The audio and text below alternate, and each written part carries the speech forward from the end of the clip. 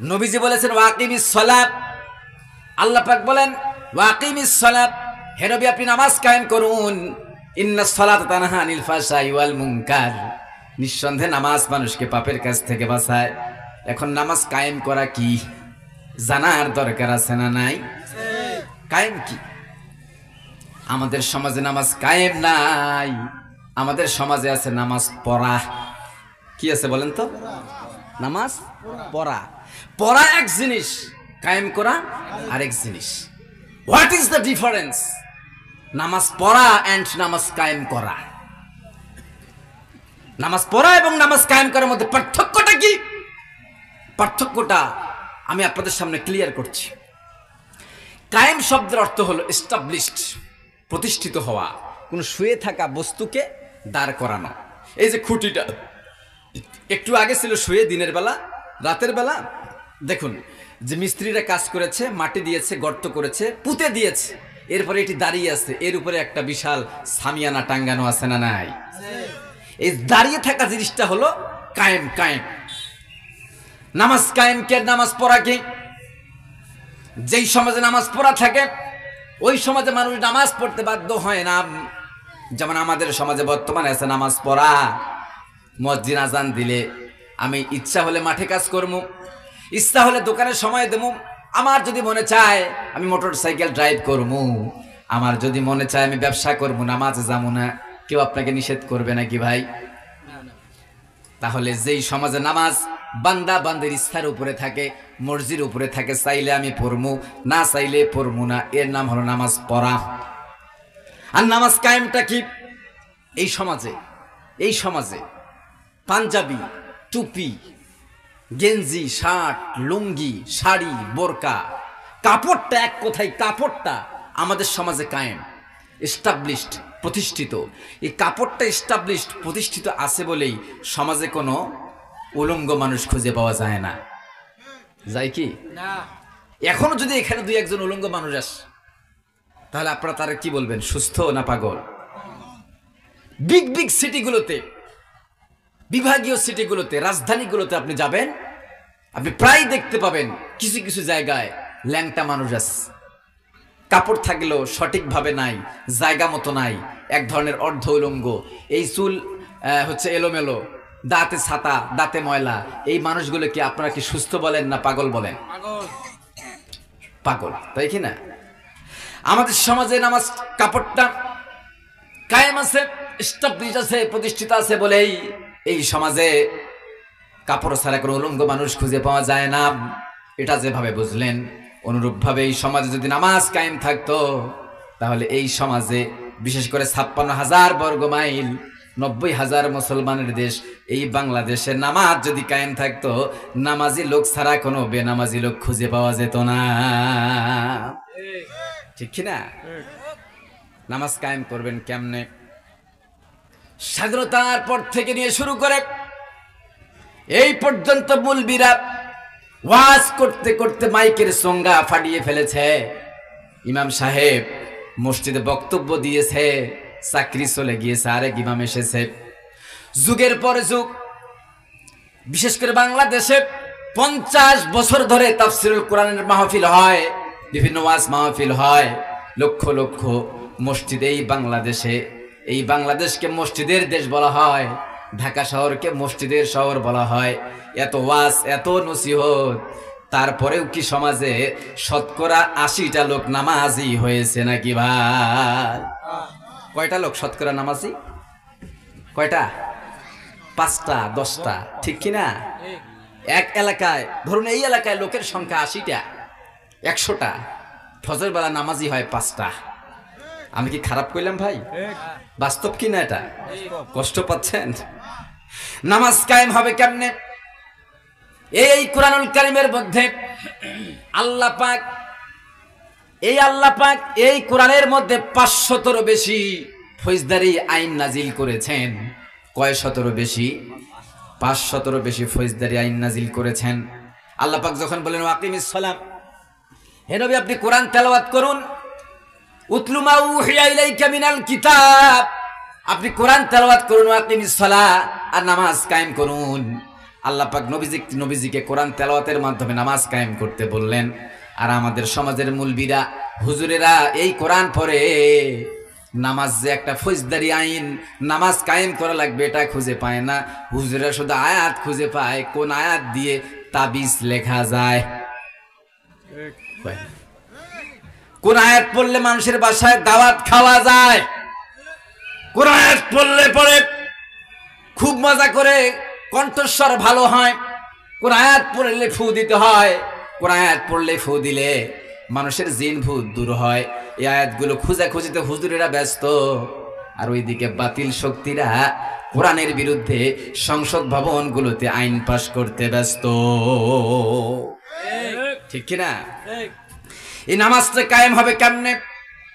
ওয়াল্লাহি, আল্লাহর কসম করে বলি, কিয়ামতের আগ পর্যন্ত যদি হুজুরেরা এদেশে লক্ষ লক্ষ তাম পৃথিবীতে তাফসীরুল কোরআন মাহফিল করে, আর যদি ওয়াজ করতে করতে মাইকের সংজ্ঞা ফাটিয়ে দেয়, আমি নিশ্চিত গ্যারান্টি দিয়ে বলতে পারি এই সমাজে মরণের আগ পর্যন্ত, কিয়ামত পর্যন্ত ওয়াজ করে নামাজ কায়েম করা সম্ভব নয়। এটা তো একটা আইনের বিষয়। নামাজটা কি ইবাদত? একটা আইনের ইবাদত। কেমনে পাশ হবে এটা? আমার দিকে লক্ষ্য দেন। এই বাংলাদেশে বর্তমানে প্রধান উপদেষ্টার নাম কি? কথা কয় না কেন? যেভাবে আওয়াজ দেন মনে হয় স্বৈরাচার জালেম হাসিনা এখনো দেশ থেকে বিদায় নেয় নাই। একটু চিৎকার মেরে বলুন, এই দেশের প্রধান উপদেষ্টার নাম কি? ডক্টর ইউনূস সহ বাকি যত উপদেষ্টা আছে, আজকে যদি সবাই মিলে গোল টেবিলে বসে বলে আমরা এই কোরআনকে তেলাওয়াত করলাম, কোরআনকে পাঠ করে দেখলাম, এই কোরআনে আল্লাহ পাক 500-এরও বেশি ফৌজদারি আইন নাজিল করেছেন, তার মধ্যে ওয়াকিমিস সালাহ একটি হলো নামাজ, এটি হলো আইন। আজকে যদি ডক্টর ইউনূস ওয়াকিমিস সালাহ এই শব্দটুকু, এই কথাটুকু কেটে যদি সংসদ ভবনের মধ্যে নামাজের বিল পাস করে, আর যদি ঘোষণা করে আজকে থেকে সংসদে নামাজের বিল পাস করা হলো, আগামীকালকে থেকে যদি কোনো মুসলমান, যদি কোনো নারী, যদি কোনো পুরুষ, প্রাপ্তবয়স্ক কোনো নারী পুরুষ আজান হওয়ার পরে মসজিদে না গিয়ে নামাজে দণ্ডায়মান না হয়ে অযথা সময় কাটায়, রাস্তায় ঘোরাঘুরি করে, দোকানপাট করে, ব্যবসা বাণিজ্য করে, চাকরি খোলা রাখে, মাঠে ঘাটে কাজ করে, রাস্তায় ঘোরাঘুরি করে, তাহলে তাদেরকে ধরে 50,000 টাকা দামের জরিমানা, 3 মাসের জেল, আর কাঁচা বাঁশের কাঁচা কঞ্চি ভেঙে পিঠের মধ্যে সরাত সরাত করে 50টা বেতের বাড়ি। আমাকে জবাব দেন, এরকম একটা আইন যদি চালু করা হয়, একজনকে শাস্তি দেওয়া হয়, পরের আজানের পর থেকে কোনো নামাজি ছাড়া বেনামাজি মানুষ রাস্তায় খুঁজে পাওয়া যাবে নাকি ভাই? আমার কথা কি বুঝতেছেন? কষ্ট হচ্ছে? আজকে যদি সংসদে পাশ করা হয় আইনটা, নামাজ না পড়লে 50টা বেতের বাড়ি, 3 মাসের জেল, 50,000 টাকা জরিমানা, আগামীকালকে থেকে বাংলার জমিনে নামাজি ছাড়া কোনো বেনামাজি মানুষ খুঁজে পাওয়া যাবে না। অনুরূপভাবে এই সমাজে যদি এইভাবে করে নামাজটা কায়েম থাকে, রাষ্ট্রীয়ভাবে যদি নামাজ কায়েম করা হয়, সংসদে যদি বিল পাস করে নামাজ কায়েম করা হয়, তাহলে আল্লাহ পাক বলেন, ও দেশের মানুষেরা, ওয়াকিমিস সালাত, নামাজ কায়েম করো।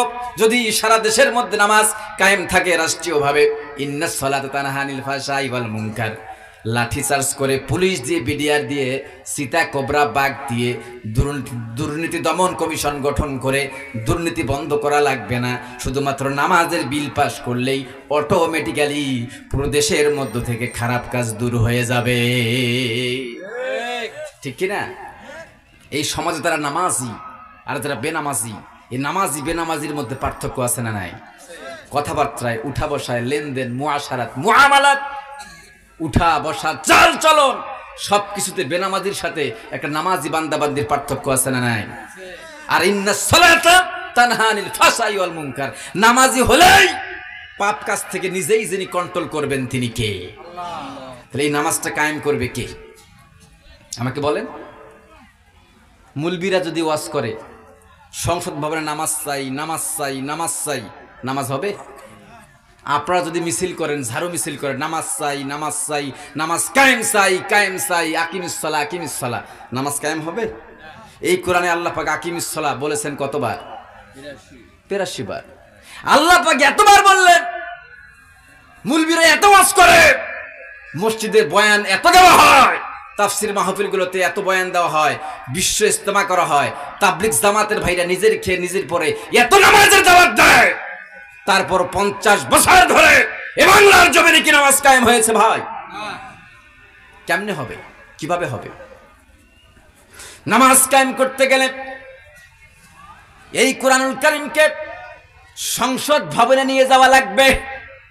যেই সংসদ ভবনে মানুষের আইন কানুন দিয়ে যেই সংসদ ভবনটা ভরা, ওই সংসদ ভবনে যদি কোরআনুল কারীমের বিধান নেওয়া হয় তাহলে নামাজটা কায়েম হবে, এতে কোনো সন্দেহ আছে নাকি ভাই? কায়েম করবে কারা? আপনি আমি ওয়াজ করলে হবে না। আল্লাহ পাক বলে নামাজ কায়েম করবে কে? দেখো আল্লাহ পাক বলেন, উতলু মা উহিয়া ইলাইকা মিনাল কিতাবি ওয়া আকিমিস সালাহ। হে নবী, আপনার প্রতি এই কোরআনকে তেলাওয়াত করেছি, নাজিল করেছি, এটি আপনি তেলাওয়াত করুন, পাঠ করুন। ওয়া আকিমিস সালাহ, নামাজ কায়েম করুন। নিঃসন্দেহে নামাজ মানুষকে পাপের কাজ থেকে বাঁচায়। এখন এই নামাজ কায়েম করবে কারা? আল্লাহ পাক জবাব দেন, আল্লাযীনা ইম্মাক্কান্নাহুম ফিল আরদি আকামুস সালাতা ওয়া আতাবুজ যাকাতা ওয়া আমারু বিল মা'রুফি ওয়া নাহাউ আনিল মুনকার। আল্লাহ পাক বলেন, যদি আমি কখনো রাষ্ট্রীয় ক্ষমতায় ইমানদারদেরকে পাঠাই, মুমিনেরা যদি কখনো রাষ্ট্রীয় ক্ষমতার মস্তদে বসে যায়, ক্ষমতা যদি তারা কখনো পেয়ে যায়, আমি আল্লাহ যদি তাদের কখনো ক্ষমতা দান করি, তাহলে তারা ইমানদার শাসকেরা, ইমানদার নেতারা ক্ষমতা পাওয়ার পরে সংসদ ভবনে বসে সর্বপ্রথম আকামুস সালাহ যে বিলটা পাস করবে, তারা সংসদে বসে সর্বপ্রথম তামাম বাংলাদেশের মধ্যে নামাজের বিল পাস করবে। সুবহানাল্লাহ, সুবহানাল্লাহ পড়বেন না? সুবহানাল্লাহ পড়েন। এরকম একটি নামাজের, এরকম একটি নামাজ কায়েম করা দেশ গঠন হোক, একটি রাষ্ট্র গঠন হোক, এটা আমরা চাই কারা কারা? দু হাত তুলে দেখান।